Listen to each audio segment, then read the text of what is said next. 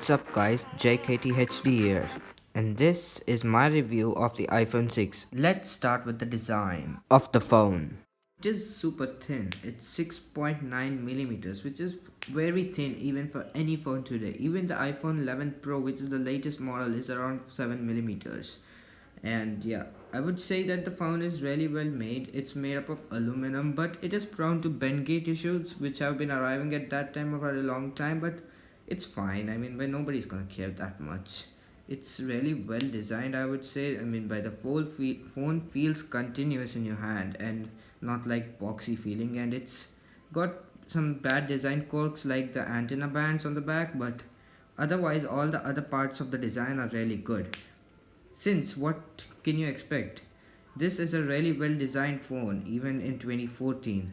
But if you want something to be more well designed, then you should at least get the 7. I would prefer to have at least a case or a skin on it because it does not feel that adequate to use in the day-to-day uses. It's gonna bend anyway in your pocket, so it's just better to get a skin or a case to be on the safer side of the things. Now let's move on to the display of the phone. It's got a 750p display, which is really good. It is an IPS panel which feels great even today, but the only problem is with the brightness. It does not get as bright as I want, but as you can see, the colors are really good on the phone, and it got almost 100% sRGB, which is fine. I mean, but the colors are really great, and if you're going to use it as your daily phone, then it's going to be awesome. But the only problem in this phone is the brightness. It does not get as bright as I want in the outdoor uses. Like, it only gets up to 250 nits of brightness, which is kind of devastating. It's got a 324 ppi pixel dense display, which is okay. I mean, by you are not going to get any super retina display on this, but it's up to the retina quality of Apple, so you do not expect anything better than this from Apple. I mean, by the phones, even the most sharpest of the phones like the iPhone 11 Pro does not feel that sharp. It's like it's as good as the iPhone 11 display. Now let's move on to the cameras. Got an 8 megapixel on the back with an f2.2 aperture, and on the front it has got a 1.2 megapixel camera. As you can see, the photo quality is really good even for day-to-day uses. Like if you're going to take outdoor pictures, it's really great, but even the video is really good on this, as you can get 1080p 60 frames per second, which you mostly don't get in many of the smartphones at this price range. And facing camera is okay. It's got 1.2 megapixels. It's like fine. Now let's move on to the performance of the device. It has got an A8 processor with 1 gigabyte of RAM, which is fine for day-to-day users. It's like okay, you can just use it for casualties. As you can see, the scores aren't the best. Like, it's fine. The UI runs very smoothly and the apps do load quickly. But the only problem with this phone is that it sometimes happens to get sluggish due to that 1 gigabyte of RAM. As you can see, the apps are opening fine, but you do not happen to they refresh quite well, and they refresh quite often, which makes them really bad in multitasking. The phone is really bad at multitasking, but what else can you expect from a phone that is from 2014? Well, but at least the A8 chip is pretty decent for day-to-day users. Like, the phone is able to keep up with all day-to-day activities that you are going to do, but if you're going to be like playing any games or something, it's going to run terribly bad. So yeah, see how it performs in games like PUBG Mobile.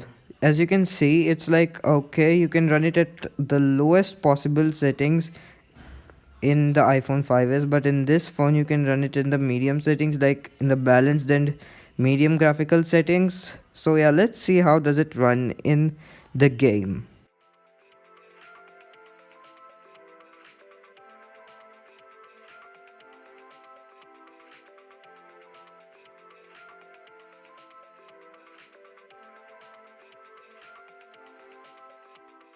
As you can see, it's running decently. It's like running at 15 frames per second, I guess so. But yeah, you can see that it just now dropped the frame. So it does drop frames time to time, and that's the main problem of this phone. Since the hardware is quite old, you cannot expect any gaming performance like from the newest iPhones, because it's even slower than the iPhone 6s, which has an A9 chip. Since this has only the 1 gigabyte of RAM, it cannot play games like Fortnite. As you can see, it is not supported on the iPhone 6. It requires at least 2 gigabytes of RAM, so that's the problem. Now let's see how does Call of Duty Mobile runs. I mean, by it is supported, it is playable on this phone. So let's see how is the performance on this device.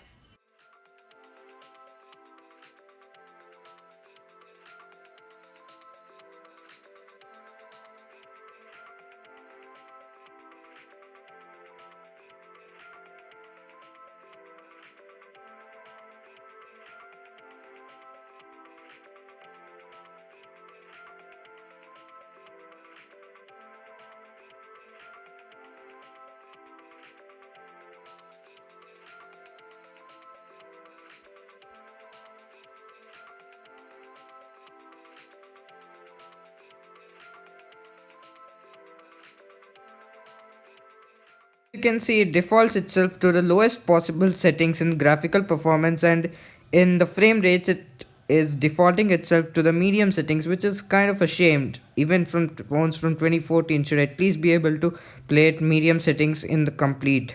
So yeah, let's see how does it play the game in reality. As you can see, it does drop frames here and there, and but it's still playable. I mean, but you can play the game. And as you can see in the front, let's see how does it perform in the later on the in the game.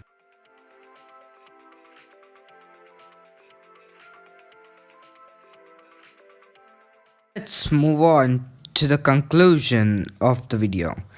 Quick note, as you can see, it is not supported to the iOS 13, it's only supported up to iOS 12. So yeah, you should keep that in mind while buying. So I would like to conclude that the iPhone 6 is worth it in 2020. If you have it, you can use it for up to like 2 or 3 years, as most of the apps are still supported on this device. And if you want to use it, like, you should use it as a secondary phone, on an emergency phone, because it's not as fast or as great as the iPhone 6, which is only a little bit more expensive than this phone. So you should consider an iPhone 6 or an iPhone 7 over this phone, because they're way more better in cameras, performance, and all aspects of the phone. They are more solid, and there is no bendgate issues. If you liked the video, then please give it a big thumbs up, and if you loved it, then subscribe to my channel for more content like this on tech videos. Thanks for watching. Peace.